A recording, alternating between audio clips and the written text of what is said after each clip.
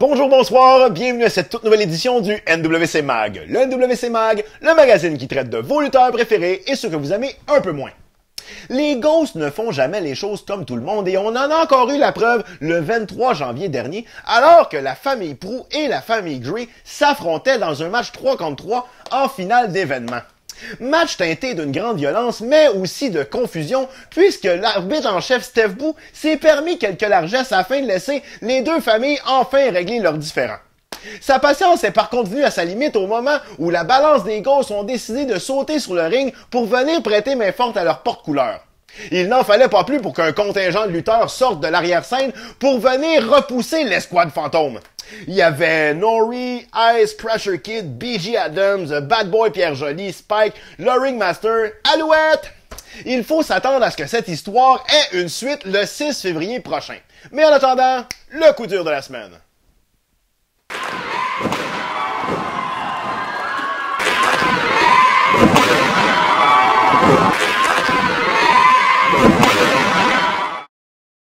Sweet Pete se demandait bien quelle mouche avait piqué Patrice Jésus-Lacroix le 9 janvier dernier lors du fameux match du chemin de croix. Et il espérait toujours avoir des réponses à ces questions de la part de l'apôtre des temps modernes le 23 janvier. Mais sa réponse a plutôt été le silence de l'Antéchrist.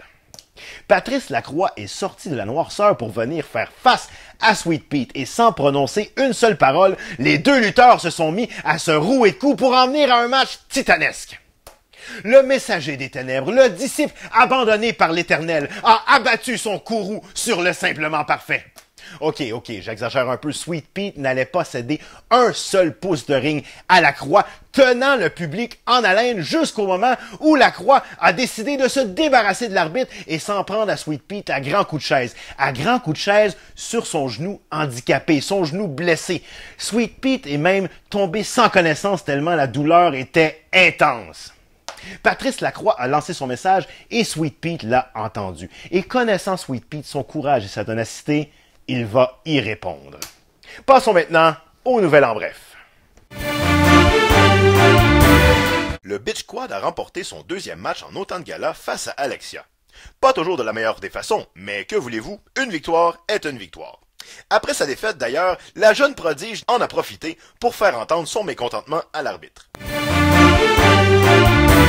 Parlant de la jeune Alexia, elle s'est malencontreusement blessée à un genou, déchirure partielle d'un ligament, lors de son match qui l'opposait à Sweet Cherry. Toute l'équipe du NWC Mag lui souhaite un prompt rétablissement. BG Adams est allé confronter le commissaire Manu sur la petite vite qu'il lui a passée au gala précédent dévoilant l'adhésion de Dom Kruger à l'escouade fantôme.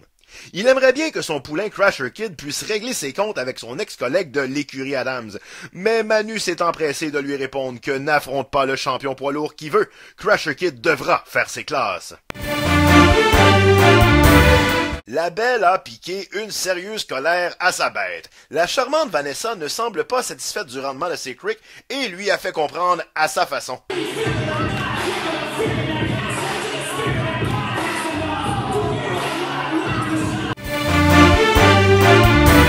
Jake LaBottine Taylor semble dû pour du changement, une nouvelle orientation de sa carrière.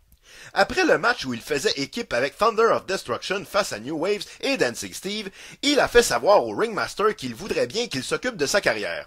Malheureusement pour lui, le clan du Ringmaster affiche complet. Mais pour ce qui est du clan du Ringmaster, les trois originaux de la NWC, jusqu'à là, mon clan est complet. Je suis correct avec POD. Je te remercie de l'intérêt. Mais si je l'ai moi, j'irai voir ailleurs. Parce que je pense que BG a plus besoin de poulet que de moi. Tout mal. Je te remercie quand même. Non, la chance ne sourit plus à Fabius et Julius. En effet, ils ont encore une fois joué de malchance, les conduisant à une défaite face aux anarchistes du ring, les Lost Citizens. Une source bien informée a rapporté au NWC Mag qu'Advena Fortis aurait reçu un appel provenant du Scola des Pognam pendant qu'il magasinait chez Toge Depot. C'est un dossier à suivre. Bonjour, bonsoir, bienvenue à Bitchon avec Désiré, là où parler dans le dos des gens n'est pas un péché. Je reçois aujourd'hui Sly Silverstone. Salut! Salut! Ça va? Ça va très bien, toi? Ça va super bien. Qui c'est qu'on bitch aujourd'hui? Si on bitchait Bad Dog. Tu sais, le petit chihuahua. Ah oui! Oui, le chihuahua. Ah, Tu sais, celui qui est aussi haut que large, là. Oh! Oh! Ouais, lui, il est pas grand. Mais ça c'est pas grand. Ça me rappelle une fille de Valleyfield. Elle capotait sur le karaoke. Elle aimait ça chanter tout le temps. Ça tombe bien qu'elle soit pas grande parce qu'elle avait vraiment bonne hauteur pour le micro. Quand il y a autre chose, ça laisse. C'est pas ridicule, ça! Sérieusement, ça, c'est qu'une laisse. Comment? Non, la laisse, moi, ça m'allume. Je te dirais que ça me rappelle une fille de la Chine.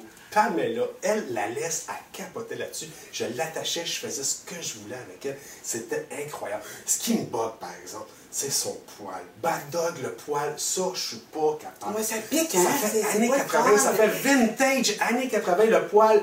Bad Dog, c'est out. Moi, j'en ai pas de poil, je suis rasé de partout. Bad Dog, le poil, ça, c'est non. Le poil, ça me rappelle Gigi. Une Italienne de Saint-Léonard, Gigi était... Ok, c'est tout le temps qu'on a. On retourne à toi, Rocky. Merci beaucoup, Désiré. Alors, c'est ce qui complète cette édition du NWC Mag. Ne manquez pas le prochain gala de la NWC le 6 février prochain à 20h au 7111 Désirable, coin Jean Talon à Montréal. Quant à nous, on se retrouve le 13 février prochain pour un autre NWC Mag dès 19h. Soyez-y!